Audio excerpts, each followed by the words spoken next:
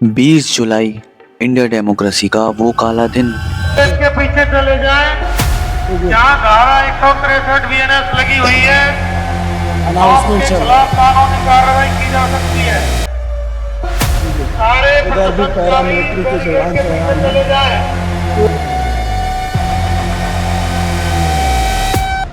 एक 59 साल का आदमी हॉस्पिटल के एक कमरे में बैठकर लिखता है, आई विल कंटिन्यू।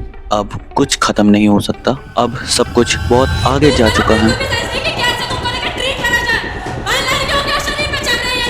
पेरेंट्स भी आएंगे, ये संभल नहीं पाएंगे, इतनी भीड़ हो यहाँ आएगी ना जंतर मंतर पे, जवाब देना मुश्किल हो जाएगा।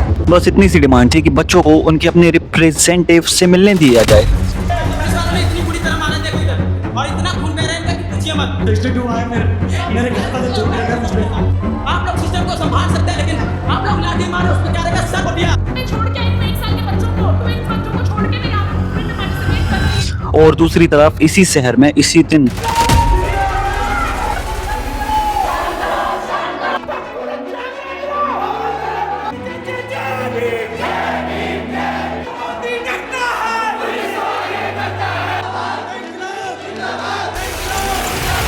ये सीन किसी वॉर जोन का नहीं है, ये सीन है हिंदुस्तान की राजधानी पार्लियामेंट के ठीक बाहर का।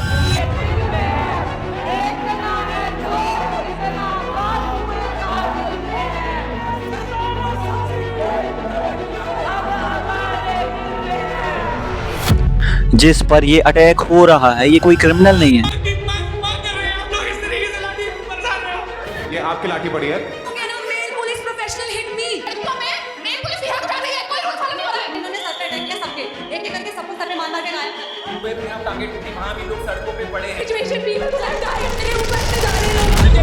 पाकिस्तानी नहीं है, कोई टेररिस्ट नहीं है। पुलिस आओ, देखा ना ताऊ, रैंडम लाठीचार्ज कर रहे हो। कोई भी हो सामने, कोई भी दिखे, महिला पुरुष बच्चे मीडिया।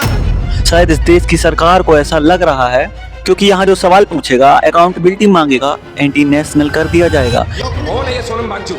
कौन है ये? एक शिक्षाविद है। कोई शिक्षाविद नहीं है, ये चाइना का एजेंट है। ये तो दहशतगर्दों का बी टीम है जिन लोगों को प्रजातंत्र ने सरे से अस्वीकार किया। क्योंकि जो स्टूडेंट रात भर जाकर एग्जाम की तैयारी करता है, जिसके पेरेंट्स अपनी जिंदगी की सेविंग लगा देते हैं कोचिंग फीस में, और जब उन्हीं एग्जाम के पेपर लीक हो जाते हैं, रिजल्ट में गड़बड़ी हो जाती है, करोड़ों बच्चों का फ्यूचर एक झटके में तबाह हो जाता है, तो क्या हुआ? एक बार फिर से एग्जाम करवा देंगे और इस बार फीस भी नहीं लेंगे। उस एग्जामिनेशन की फीस को हम स्टूडेंट को रिटर्न करेंगे और जो आगे वाला परीक्षा होगा उसकी 0 फीस होगा। पर अकाउंटेबिलिटी नहीं मिलेगी। ये रिमेंड्स है उस चाउस के जिसने इंडियन कैपिटल को अपनी गिरफ्त में ले लिया। बेटी थी, उसे फांसी लगा दिया। सोचो ये हालत, ये सरकार कब सुधरेगी, कब नहीं सुधरेगी बताइए। यदि कोई भगवान है इस दुनिया में तो इनके ना ऐसे कीड़े पड़े, ऐसे कीड़े पड़े। हजारों स्टूडेंट इंजर्ड हो गए। पूरे 10 डंडे मारे लगातार इस हाथ में और पैर में भी लगातार डंडे मारे। डंडे मारे इन्होंने, ये इनकी गुंडागर्दी देखो, ये ऐसे प्रधान के मारा कि पास में हालत नहीं हो गई। 10-12 साल की बच्चियों का सिर फोड़ा जा रहा है, कहीं किसी के नाक से खून बह रहा है, कहीं किसी का कान फट गया। इधर से मतलब पुलिस के साइड से पत्थर उनका सर फोड़ दिया है, लड़कियों को बदतमीजी किया जा रहा है। उन्होंने भी बोला था देख लेना, मैंने कहा ना, भगत सिंह सबको चाहिए, अपने घर से नहीं चाहिए। किसी बच्चों को तो छोड़ दो, सबको आतंकवादियों की तरह ट्रीट किया जा रहा है। 15 साल का बच्चा है और 15 साल के बच्चे के ऊपर इतनी बुरी तरीके से लाठी चार्ज की गई, इतनी बुरी तरीके से इस पे लाठी मारी गई। मेरे सामने किसी का सर फट रहा है, मेरा कपड़ा जो है उस दिन मुझे घसीटा था ना। पानी देना, पानी। किसी पे टीयर गैस चलाई जा रही है, किसी को लाठी से ढेर किया जा रहा है। थी उनको दौड़ा दौड़ा के मारा जा रहा था, हमारी माताएं थी उनको दौड़ा दौड़ा के मारा जा रहा था। जब मैं ये हालत देखा तो हमसे नहीं रहा गया। फिर बस जैसे लॉ एंड ऑर्डर को कैसे भी पूरा करना है, चाहे लाशें बिछ जाएं।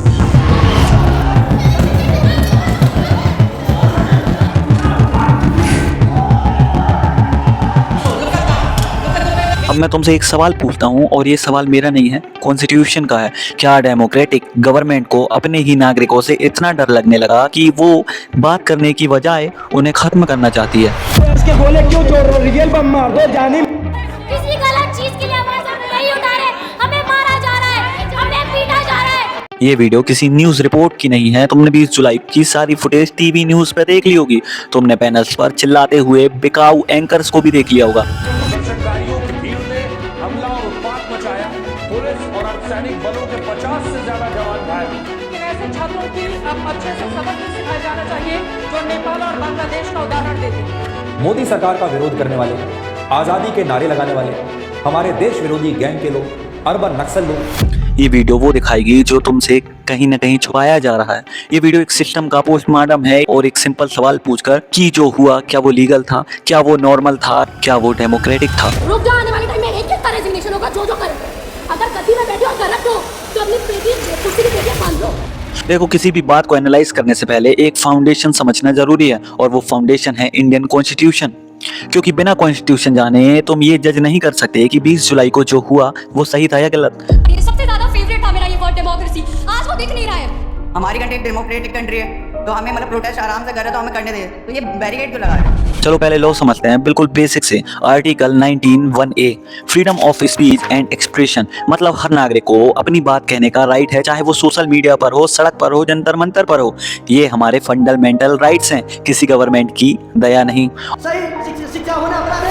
और article 19(a)(b) right to assemble peacefully without arms, मतलब हर नागरिक को बिना हथियार के शांतिपूर्ण तरीके से इकट्ठे होने का भी अधिकार है। पीसफुली प्रोटेस्ट कर रहे थे, इन्होंने बार-बार लाठियां मारी, बच्चों की हड्डियां तोड़ी और टीयर गैस छोड़ा है। और यही article 19(19)(a) right to move freely throughout the territory of India, मतलब कोई भी गवर्नमेंट तुम्हारी मूवमेंट रिस्ट्रिक्ट नहीं कर सकती जब तक कि एक्स्ट्रा ऑर्डिनरी सिचुएशन पैदा ना हो। अभी भी इनकी बर्बरता कम नहीं हो रही है। अभी हम लोग अभी माफी मांग रहे हैं, भीख मांग रहे हैं कि हम लोग को जंतर मंतर पहुंचने दिया जाए। और article 21 right to life and personal liabilities, ये सबसे पावरफुल राइट है और सुप्रीम कोर्ट ने कई बार कहा है कि इसमें right to life with dignity शामिल है, राइट टू पीसफुल प्रोटेस्ट शामिल है, right to not be subjected to excessive force शामिल है। No personal message on WhatsApp can never be read by any person including yourself. अब ये 4 rights याद रखो, क्योंकि 20 जुलाई को ये चारों राइट्स वॉयलेट हुए हैं, एक ही दिन में एक ही गवर्नमेंट ने किया है। बिल्कुल भी सही नहीं कि कैसे तुमको लेकर ट्रीट करना चाहिए। और ये मैं नहीं कह रहा, ये सुप्रीम कोर्ट कह रही है। सुप्रीम कोर्ट ने कॉन्स्टिट्यूएंसी होल्ड किया है कि निरोधात्मक ऑर्डर इंपोज करने की पावर प्रिवेंटिव नेचर की है, सिर्फ असाधारण परिस्थितियों में ही एक्सेस होनी चाहिए। हम एग्जिट भी नहीं ले सकते अपनी मर्जी से। हम मार्च करेंगे, हमारा पीसफुल प्रोटेस्ट का राइट है। एक केस 1961 में बाबुल परातेवी स्टेट ऑफ महाराष्ट्र, कोर्ट ने कहा यह पावर अनलिमिटेड और अनट्रेमलेट नहीं है, पर हिम्मतलाल के सावी ने कमिश्नर ऑफ पुलिस 1973 में कोर्ट ने होल्ड किया कि right to assemble peacefully democracy का एसेंशियल पार्ट है, और ये सुप्रीम कोर्ट खुद की बात है। अब ये फाउंडेशन मजबूत कर लो, क्योंकि अब देखेंगे कि इस फाउंडेशन को 20 जुलाई को कितनी बेरहमी से तोड़ा गया। हाँ, एक और लो समझ लो, BNSS सेक्शन 163, क्योंकि गवर्नमेंट ने इसी का हवाला देकर सब किया था। इसके पीछे चले जाएं, यहाँ धारा 163 BNS लगी हुई है। ये तहत बहुत सारे लोगों की गैदरिंग अलाउड नहीं है। सेक्शन 163 एक्सक्लूसिव मजिस्ट्रेट को पावर देता है इमीडिएट प्रिवेंशन ऑर्डर इशू करने का जब पब्लिक पीस, सेफ्टी, हेल्थ या शांति को थ्रेट हो, और ये सेक्शन 144 CRPF का रिप्लेसमेंट है। ये अथॉरिटीज को टेम्पररी रिस्ट्रिक्शन इम्प्रूव करने की पावर देता है जब वायलेशन रूट्स, अनलॉ असेंबलीज और पब्लिक ऑर्डर डिस्टर्ब करने की सिचुएशन को प्रिवेंट करने के लिए। अब तुमसे पूछता हूँ, CJP के इस प्रोटेस्ट के हाथ में नेशनल फ्लैग और कॉन्स्टिट्यूशन की कॉपी, BR अम्बेडकर, महात्मा गांधी या भगत सिंह की तस्वीर के अलावा कोई भी पॉलिटिकल या ऑर्गेनाइज्ड फ्लैग नहीं था। सब पीसफुली प्रोटेस्ट चल रहा था। मेंटल प्रेशर में थी ना, मेरा बीबी 180 शूट कर गया था। ये सबसे ज्यादा फेवरेट था मेरा ये वर्ड डेमोक्रेसी के। This is for piece and संविधान के बाबा साहिब को जो हमारे राइट्स के लिए लड़े, उन्होंने लिखा कि इसमें कौन सा रोइड है, इसमें कौन सा वायलेशन है, इसमें कौन सा immediate threat to public order है, और ये सुप्रीम कोर्ट के ऑब्जर्वेशन है, किसी पॉलिटिशियन का नहीं। तो सेक्शन 163 क्यों लगाना जब प्रोटेस्ट एक्सप्लिसिटली पीसफुल था? ये लॉ का यूज नहीं, ये लॉ का एब्यूज है। ठीक है, हमारे ऊपर करी लड़कियों को मारा, लड़कियां बेहोश हो गई थी। और यहीं से गुंडा राज शुरू होता है। हमारी बहनें थी, उनको दौड़ा दौड़ा के मारा जा रहा था। हमारी माताएं थी, उनको दौड़ा दौड़ा के मारा जा रहा था। जब मैं ये हालत देखा तो हमसे नहीं रहा गया। उन्होंने लाठी नहीं मारी, हमारे सर पे तिलक लगाया। 20 जुलाई 2026 मानसून सेशन का पहला दिन, जिस दिन पार्लियामेंट खुलती है, जिस दिन जनता के सेवक जनता के मुद्दों पर बात करने बैठते हैं, उसी दिन गवर्नमेंट ने क्या किया?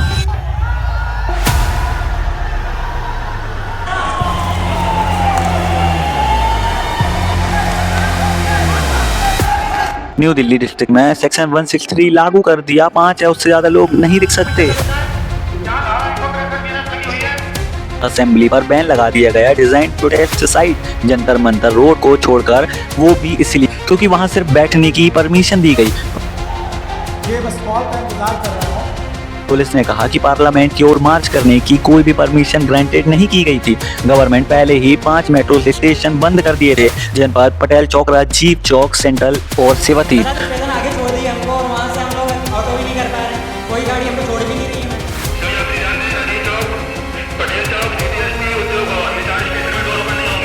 मेट्रो गए थे तो मेट्रो से हमको 5-6 किलोमीटर आगे छोड़ दिए।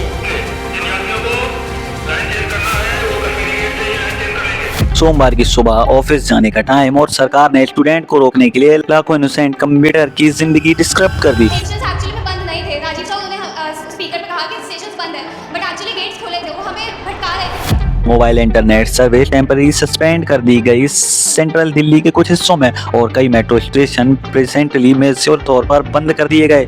मतलब चारों तरफ से स्टूडेंट को लॉक किया जा रहा था, कहीं कोई कहीं से बाहर ना आ जाए, कहीं कोई कहीं से अंदर ना आ जाए। कोशिश सरकार के द्वारा समय समय पर सुबह से की जा रही है। जंतर मंतर के चारों तरफ पुलिस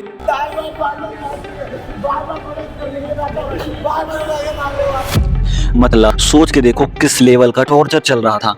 अब जरा ये प्रोसेस करो, और सरकार स्टूडेंट को रोकने के लिए पूरे शहर का पब्लिक ट्रांसपोर्ट बंद कर दिया। अब जहां मेट्रो बंद करना, ये article 190A right to move freely का वायलेंस है कि नहीं? हर उस सिटीजन का राइट वायलेट हुआ है जो सोमवार की सुबह मेट्रो से ऑफिस जाना चाहता था, स्कूल जाना चाहता था, कोई हेल्थ केयर के लिए हॉस्पिटल जाना चाहता था। गवर्नमेंट ने स्टूडेंट को रोकने के लिए पूरे शहर के नागरिक फंडामेंटल राइट्स छीन लिए। सोच के देखो गवर्नमेंट अपने देश के ही स्टूडेंट से कितना डर सकती है। लड़ाई चलती रहेगी, पर हम झुकने वाले नहीं हैं। ये पुलिस हमारी रक्षक है, ये आज हमें धक्का मारती है और हमारे ऊपर इतने लोग गिरे हैं। अगर कुछ हो जाता मैं घर पे कह के आया था। इंटरनेट फ्रीडम फाउंडेशन जैसी ऑर्गेनाइजेशन ने सेंट्रल दिल्ली में इंटरनेट शट डाउन कर दिया और जगह जगह पर जैमर लगा दिए। सीजेपी प्रोटेस्ट में जैमर लग चुके हैं, तो जिस किसी को भी अपडेट देनी हो तो मेट्रो पे जाके अपडेट देना। अब इंटरनेट शटडाउन कब होता है? कश्मीर में रोहिट्स जैसे सिचुएशन में, नेशनल इमरजेंसी की कंडीशन में, और स्टूडेंट के पीसफुल प्रोटेस्ट में इंटरनेट बंद करना, ये कौन सी डेमोक्रेसी है बताना जरा। और ये सिर्फ स्टूडेंट की आवाज दबाने के लिए नहीं था, ये इसलिए भी था ताकि ग्राउंड रियलिटी को रिकॉर्ड न किया जा सके, ताकि लोगों को असली ग्राउंड रियलिटी ना दिखाया जा सके। जो भी तुम लोग प्रोटेस्ट की क्लिप्स देख रहे हो ना, हर कोई जंतर मंतर उस पूरे 2 किलोमीटर के एरिया से बाहर आके रिकॉर्ड कर रहा है और अपलोड कर रहा है, ताकि जो टीयर चल रही है, लाठी चल रही है, उसका वीडियो बाहर ना आ जाए। मदद करने आए हुए थे, उनको मारा है, हमने सब बताया कि हम डॉक्टर हैं, तो उन्होंने बोला तो आपको बुलाया किसने? मल्टी टियर्ड सिक्योरिटी लॉकडाउन लगा दिया गया ताकि हजारों मार्चिंग प्रोटेस्टर एरिया बेंच न कर सकें।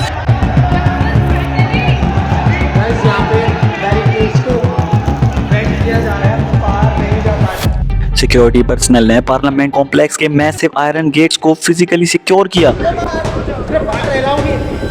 पार्लियामेंट के गेट फिजिकल लॉक किए गए। अब जरा ये मेटाफोर समझ के देखो, पार्लियामेंट जो जनता का घर है और जनता के सामने ही उसे लॉक किया जा रहा है। अब ये प्रोटेक्शन किससे ली जा रही है? किसी टेररिस्ट अटैक से नहीं, किसी फॉरेन इन्वेंशन से नहीं, अपने ही देश के बच्चों से। सरकार इतना डर गई है नौजवानों से, छात्रों से, तो ये पागल हो चुके हैं। कोई सामने से आता है तो You can see how the Delhi police is treating force. They are nagging protesters. अब लीडर तीसी ने जो कहा वो शायद इस पूरे इवेंट का सबसे एक्यूरेट समरी होगी। यदि सरकार परीक्षाओं में संचालन में उतनी गंभीरता दिखाई होती जितनी आज पुलिस की तैनाती है और प्रशासनिक व्यवस्था करने में दिखाई है, तो नीट का पेपर शायद कभी लीक ही नहीं होता। स्टूडेंट के एग्जाम की चोरी हो जाए तो सरकार सोती है, लेकिन स्टूडेंट सवाल पूछने आ जाए तो सरकार वॉर करती है।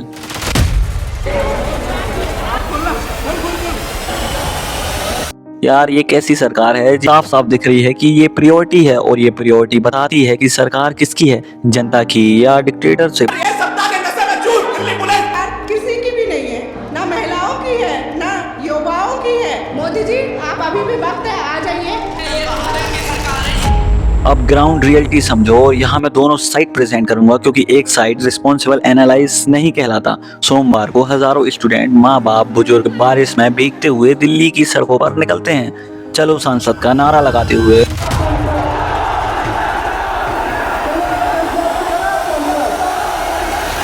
पे और बच्चों के हाथ में तिरंगा, किताबें, गांधी जी, अम्बेडकर की तस्वीरों के अलावा कुछ नहीं होता।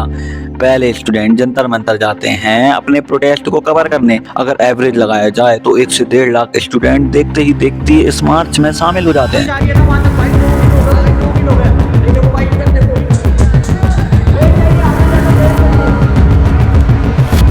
सेक्शन 1(3) के बावजूद, और ये कोई फेक क्राउड नहीं था, ये क्राउड करीब रात के 12 बजे से आना चालू हो गया था। बाहर की जो पूरी सड़क है वो खचाखच भर गई है और बहुत सारे लड़के इधर उधर बैठे हैं और सब इंतजार कर रहे हैं सुबह के 9 बजे का। और सुबह के करीब 12 बजे तक पूरा जंतर मंतर के साथ कनॉट प्लेस, सीपी करण तरफ, हर एक तरफ पैक हो चुके थे पूरा दिल्ली। तब सरकार को समझ आने लगा कि अब ये एक डिजिटल मूवमेंट नहीं रहा, अब ग्राउंड लेवल पर काम होगा। ये वो बच्चे हैं जिन्हें टेररिस्ट बी टीम बोला गया। अब खुद ही बताओ, ये टेररिस्ट दिखते हैं।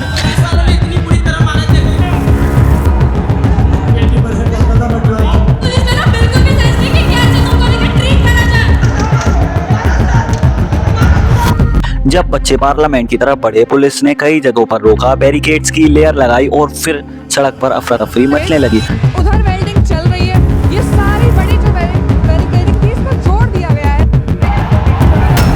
सिक्योरिटी फोर्सेस के कॉन्स्टिट्यूशन क्लब के पास लाठीचार्ज किया गया, टीयर गैस के गोले दागे गए उन बच्चों पर जो एक पीसफुली मार्च के लिए निकले थे। जबकि बिल्कुल ये बात सही नहीं है, तो वो एक तरफा का जो सच बता रहे हैं वो नाइंसाफी हो रही है। मार्च को मल्टीपल पॉइंट्स पर रोका गया, सिक्योरिटी फोर्सेस ने बैरिकेड की लेयर लगाई और रिपीटेड लाठीचार्ज ऑपरेशन चलता रहा धड़ल्ले से।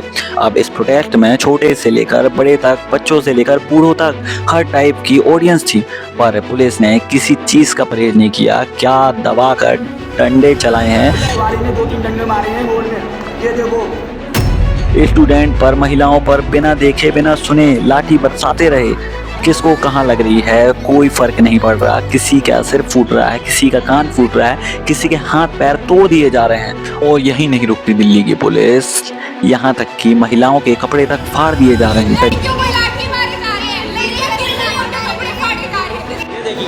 महिलाएं प्रदर्शनकारी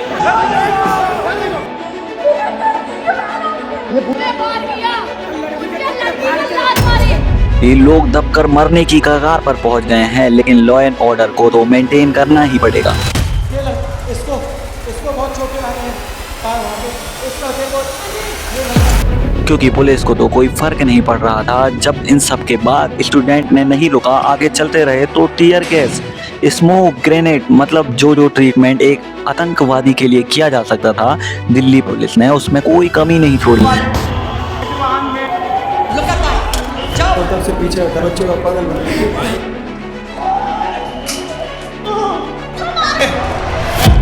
बच्चे सांस नहीं ले पा रहे, दम घुट रहा है, आंख से आंसू बह रही है, लड़कियों के कपड़े फाड़ दिए जा रहे हैं, उनके प्राइवेट पॉइंट पर क्या ही बताऊं अब मैं। मतलब बेधड़क धड़ल्ले से डंडे बरसाए जा रहे हैं। भाई मतलब सोच के देखो किस लेवल की क्रूरता है, माइंडसेट क्या होगा उनका, आप खुद ही सोच के देखो ना। अब पुलिस कह रही है कि स्टूडेंट ने पत्थर फेंके, बैरिकेड्स तोड़ने की कोशिश की, सरकार की प्रॉपर्टी तोड़ी।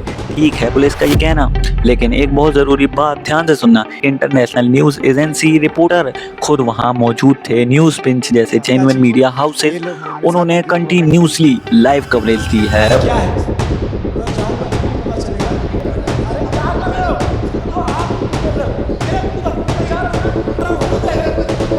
उसने रिपोर्ट किया है कि पहले टीयर गैसेस चली, अनलिमिटेड लाठी चार्ज हुआ, महिलाओं, बच्चों, बूढ़ों सबको एक साथ दरिंदगी हुई, तब जाके स्टूडेंट आक्रोश पर पहुंची। वक्त के लिए लगा था कि जानना मेरी बदकिस्मती कि वहाँ 3-4 आंसू गैस के गोले एक साथ, लेकिन कुछ समय के लिए लगा कि बाहर निकल जाएगा। पहले बहुत बुरी तरह एक्शन किया गया, उसके बाद ही रिएक्शन दिखने चालू हुए। ऑल द डे पुलिस लाठी चलाती रही, लेकिन हिंसा नहीं हुई। लेकिन वो सबसे आखिर में हुआ जब सैकड़ों राउंड आंसू गैस के गोले चलना शुरू हुए, जंतर मंतर से मारते हुए पुलिस उनको लेके गई, आंसू गैस के गोले छोड़े, मारे, आंसू गैस के गोले छोड़े, मारते हुए लेके गई। फिर जब वो वहाँ से इकट्ठा हुए, फिर वो ऊंचे पे चढ़ गए, फिर और ज़्यादा आंसू गैस के गोले छोड़े गए।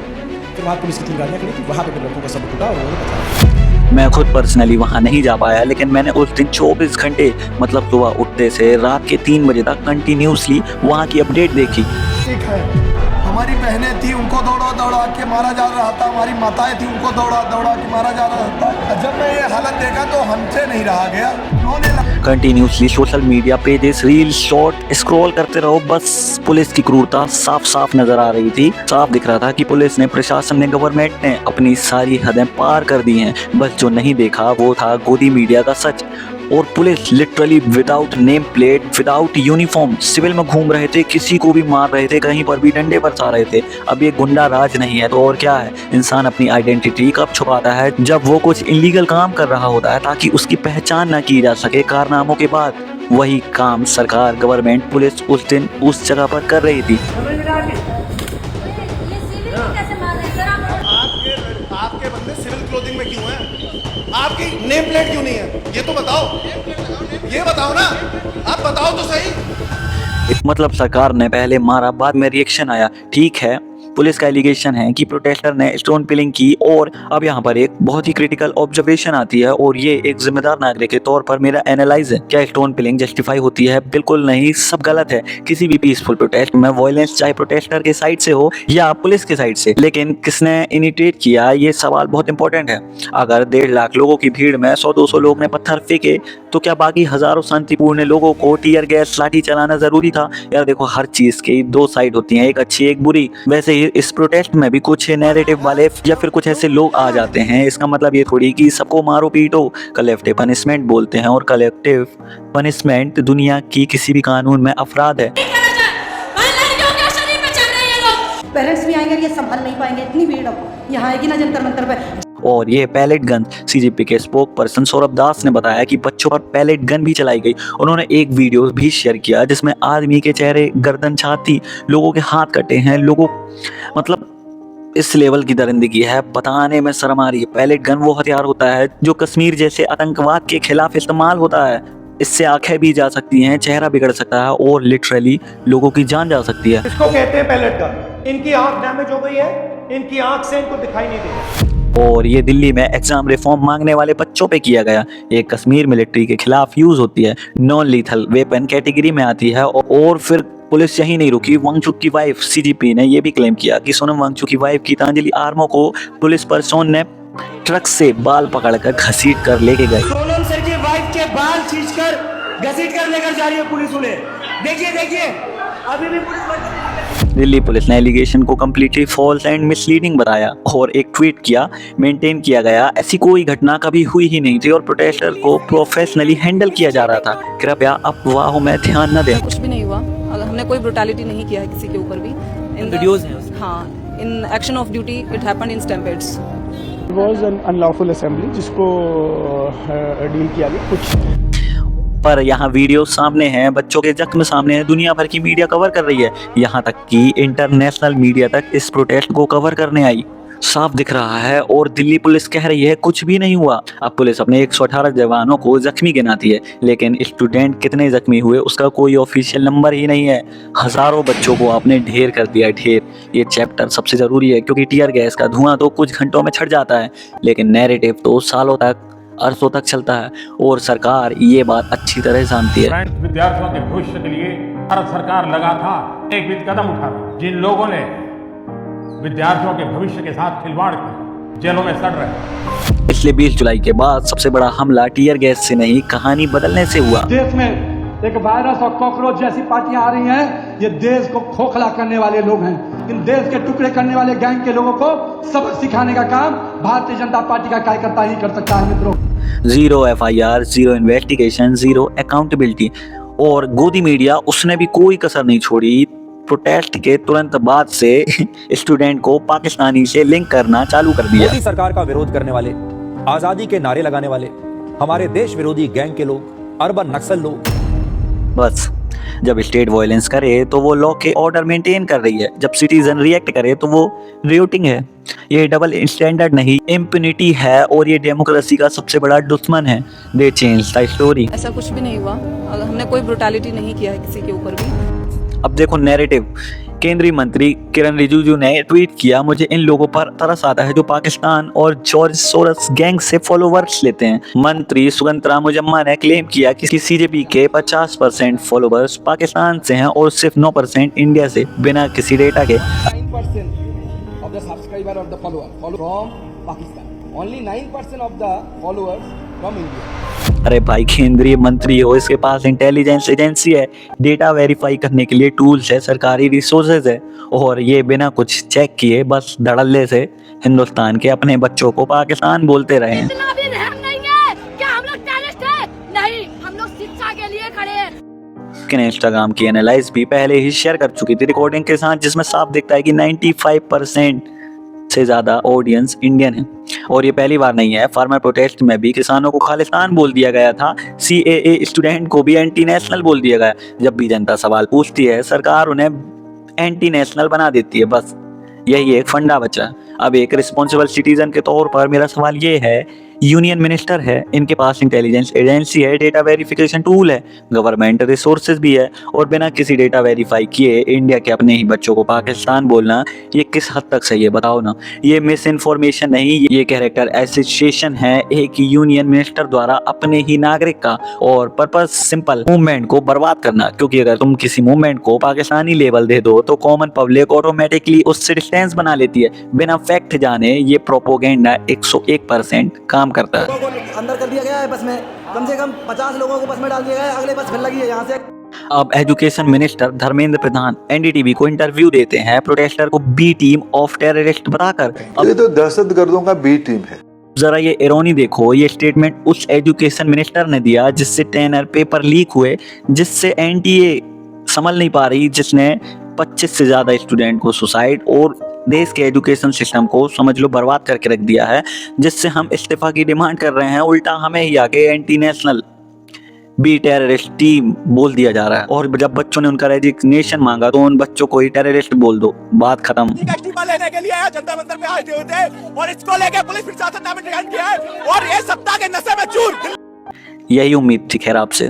खैर ये तो अकाउंटेबिलिटी से बचने का सबसे पुराना तरीका है, एश्योर को ही क्रिमिनल बना दो, जॉर्ज सोरोस विदेशी साजिश बोल दो, बस सब सही हो जाता है। केरला बीजेपी अध्यक्ष राजीव चंद्रशेखर ने CGP को classic cross border influence operation बता दिया, जो इंडिया को अस्थिर करने के लिए बनाई गई है।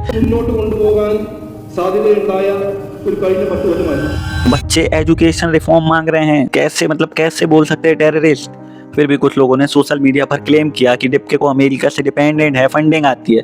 द पॉइंट ने इसकी पूरी फैक्ट चेक की, कोई भी सबूत नहीं मिला, पूरी तरह फेक नैरेटिव फैलाया जा रहा है। फॉरेन फंडिंग वगैरह की बात जो आपने कही, जो प्रदर्शन चल रहा है, तो मैं ये कहना चाहूँगा कि मेरे पास इस मसले पर किसी प्रकार का कोई इन्फॉर्मेशन आपसे साझा करने के लिए नहीं है। अब देखो, डिप्के फॉर्मल आपके वॉलंटियर रह चुके हैं, तो कोई भी इंडिया में करोड़ों लोग कभी ना कभी किसी न किसी पार्टी के वॉलंटियर रहते हैं।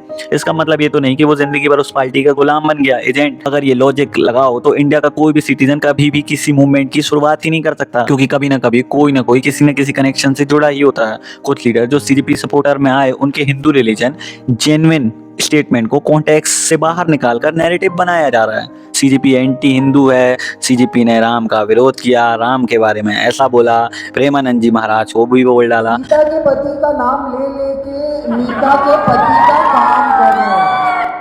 पिताश्री को डैडी बोलने से वो रिश्ता थोड़ी चेंज हो जाएगा, रिलेशन रिस्पेक्ट थोड़ी बदल जाएगी। बाप तो बाप था, है और रहेगा। वर्ड बदल जाने से रिश्ता नहीं बदल जाता। CGP की डिमांड एजुकेशन मिनिस्टर का रेजिग्नेशन है, स्टूडेंट सुसाइड विक्टिम फैमिली को कंपैरिजन दिलाना, ना कि हिंदू मुस्लिम जात पात के नाम पर वोट पाना। मन की बात अगर हो गई हो, थोड़ा देश की बात करें। जो मेन स्ट्रीम मीडिया की जो फोर्थ पिलर ऑफ डेमोक्रेसी की ऐसी की तैसी होती है, जो तहस होता है, उसका मुजाहरा हम बहुत दिनों से देख रहे हैं। इसमें कौन सी डिमांड एंटी नेशनल है बताओ जरा मुझे। पेपर लीक रोकना एंटी हिंदू है, मरे हुए बच्चे पेरेंट्स को कंपैरिजन दिलाना एंटी हिंदू है, तो फिर धर्म के नाम पर चंदा चोरी करना ये भी तो कुछ होगा। हम किसी पार्टी के बन के नहीं आए सर, हमारे मन में वो आक्रोश है, वो द्वेष है हमारे मन में, हमने देखा है सर। देखो, ये चारों narrative Pakistani terrorist, opposition puppet हैं, एंटी हिंदू, ये सब एक प्ले बुक के हिस्से हैं। और ये प्ले बुक नई नहीं है। 2019 में जामिया स्टूडेंट ने CAA प्रोटेस्ट किया, उनको ही एंटी नेशनल घोषित कर दिया भाई। 2020 में फार्मर ने फार्म लॉ प्रोटेस्ट किया, खालिस्तान बोल दिया गया। किसान को ही मतलब जिसके उससे हम खा रहे हैं। स्टूडेंट ने एजुकेशन रिफॉर्म मांगी, पाकिस्तान टेररिस्ट हिंदी बोल दो, सारा खेल वहीं खत्म हो जाता है। क्योंकि जनता जो अंधभक्त है उसको तो बस खैर छोड़ो, same template every single time. ये प्लेबुक डेमोक्रेसीज नहीं चलती, ये अथॉरिटेरियन रिलीजन में चलती है। मकसद बहस को एजुकेशन रिफॉर्म से हटाना। पर कुछ भी कहो, इन सब नैरेटिव से एक चीज सकार सोचती है कि असली मुद्दा गायब हो जाएगा। और अगर तुम ये पैटर्न देख सकते हो तो तुमको समझ आ सकता है कि ये सिर्फ एक प्रोटेस्ट की बात नहीं है, ये सिस्टम की बात। अब गवर्नमेंट ने फाइनली रिस्पॉन्स तो किया, लेकिन कैसे? प्रोटेस्ट मार्च से ठीक पहले सीजेपी लीडर ने कहा कि गवर्नमेंट ने उनको बात करने के लिए रीच आउट किया। जब सरकार को समझ आ गया कि अब ये मूवमेंट क्रांति में बदल गया है, जब दिल्ली में सर काउंट करना इम्पॉसिबल होने लगा, सालों का फ्रस्ट्रेशन ज्वाला बनकर रोड पर उतर आया। लिटरली सरकार को समझ में आ गया था कि अब हमारे कंट्रोल से बाहर जाने वाला है ये सिस्टम। तब जाकर जेपी नड्डा बुलावा भेजते हैं सीजीपी के 2 मेंबर, और वहां पे भी ऐसा खेल करते हैं। अब सीजीपी के 2 वॉलेंटियर्स स्पोक पर्सन सौरभ दास जेपी नड्डा के हाउस जाते हैं। सीजीपी की सिंपल 3 डिमांड थी। वांगचू को हॉस्पिटल से तुरंत रिलीज किया जाए, जिन बच्चों की जान गई है उनके परिवार को 1 करोड़ का मुआवजा दिया जाए, और धर्मेंद्र प्रधान का इस्तीफा रेजिग्नेशन तुरंत हुआ जाए। हम 12 बजे के करीब लगभग नड्डा जी के रेजिडेंस पर आए थे। हमने 3 डिमांड्स रखी हैं। पहला, सोनम वांगचुक जी को तत्काल प्रभाव से रिहा किया जाए। दूसरी चीज़, धर्मेंद्र प्रधान जी जो कि एक नाकाबिल शिक्षा मंत्री हैं, उन्हें तुरंत प्रभाव से बर्खास्त किया जाए या फिर उनका इस्तीफा स्वीकार किया जाए। और तीसरी डिमांड, जो भी नीट के पेपर लीक होने के बाद जिन स्टूडेंट्स ने आत्महत्या कर ली थी, उनके परिवार को 1 करोड़ रुपए का कॉम्पनसेशन दिया जाए।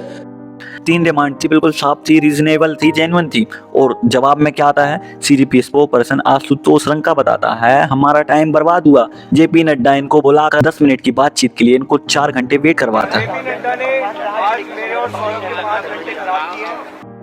4 घंटे वेट, 10 मिनट की मीटिंग, कोई अश्योरेंस नाम की चीज होती है भाई? और फिर रिप्लाई में भी क्या कहते हैं? सब सिचुएशन को नॉर्मलाइज कर दिया जाए, बस जो प्रोटेस्ट कर रहे हो छोड़ के चल जाओ, सब नॉर्मल कर दो बस सिचुएशन। जरा ये डिकोड करके देखो, 25-24 दिन से सड़कों पर, वांगचू 30 दिन से भूखे मरने की हालत पे पहुंच गए। 25 से ज्यादा बच्चों ने सुसाइड कर लिया, हजारों से ज्यादा जख्मी हो गए, और सरकार कह रही है बस जो हुआ चुप हो जाओ, शांत हो जाओ, सब नॉर्मल कर दो। पर सरकार अकाउंटेबिलिटी नहीं देना चाहती, क्योंकि उसे पता है हर चीज का सॉल्यूशन एक ही है। क्योंकि सरकार को पता है अगर आज अकाउंटेबिलिटी दे दी गई तो फिर लाइन से धड़ल्ले से अकाउंटेबिलिटी देना पड़ेगा हर एक डिपार्टमेंट के लिए। आखिर क्या ही गलत डिमांड की है स्टूडेंट ने? जो 20 जुलाई को हुआ, नौबत ना आती अगर सरकार पहले ही बच्चों से जाकर मिल लेती। अब जरा पीछे हटकर पूरी तस्वीर देखो, ये सिर्फ सीजीपी की बात नहीं है, ये एक पैटर्न की बात है। 20 जुलाई 2026 को सरकार ने बेसिकली ये दिखाया कि जब नागरिक बोलने का हक इस्तेमाल करे तो सरकार उनके आगे आने का हक छीन लेती है। मेट्रो बंद, सड़कें बंद, इंटरनेट बंद। जब फिर भी नागरिक आगे आते हैं, नहीं रुकते, तो सरकार जीने के हक पर हमला कर देती है। टीयर गैस, लाठी, पपेट गन से एक दिन में 4 बुनियाद अधिकार हैं, धड़ल्ले से सरकार तोड़ती है। सुप्रीम कोर्ट ने कहा डिसेंट को दबाने के लिए प्रिवेंशन प्रोवर का हथियार बनाना ये नहीं हो सकता, ये किया जाना सही नहीं है। अब दुनिया से तुलना करो, फ्रांस में भी येलो वेस्ट मूवमेंट हुआ था, सरकार ने बातचीत की, फ्यूल टैक्स हटाया, मैक्सिमम वेजेस बढ़ाया। साउथ कोरिया में स्टूडेंट ने विरोध किया, राष्ट्रपति को इस्तीफा देना पड़ा। भाई देना ही पड़ेगा जब उस लायक नहीं हो। मैं ये नहीं कहूंगा कि कौन सही है और कौन गलत, मैं ये भी नहीं कहूंगा कि किस पार्टी को वोट दो या किसी पार्टी को वोट मत दो। मैं पर्सनली किसी पार्टी को सपोर्ट नहीं करता, ना सीजीपी को, ना बीजेपी को, ना मुझे अभिजीत दिपके से कोई मतलब है, ना मैं उसे मानता। बस मैं उन स्टूडेंट से रिलेट कर पा रहा हूँ जिन्होंने सिस्टम के फेलियर से लॉस हुआ है, जिस पेरेंट्स ने अपने बच्चों को खोया है। बस मैं इतनी बात कहूँगा कि डेमोक्रेसी सिर्फ 5 साल में एक बार वोट डालने के लिए नहीं आती भाई। डेमोक्रेसी का मतलब सुना जाना, डेमोक्रेसी का मतलब जब गवर्नमेंट गलती करे तो उसे दिखाना कि आपने ये गलती की है, इसका जिम्मेदार कौन है, अकाउंटेबिलिटी दो, उम्मीद दो। डेमोक्रेसी का मतलब है अगर देश कुछ गलत हो रहा है तो इसकी जिम्मेदारी कौन लेगा। अगर एक गवर्नमेंट अपने बच्चों की बात सुनने से डरे तो वो गवर्नमेंट उस बच्चों से नहीं डर रही, उस प्रोटेस्ट से नहीं डर रही, वो अपनी गलती को छुपा रही है, उस सच से डर रही है। जब शासक जनता को कीड़ा समझने लगे तो समझ लो लोकतंत्र खत्म हो चुका है। डिक्टेटर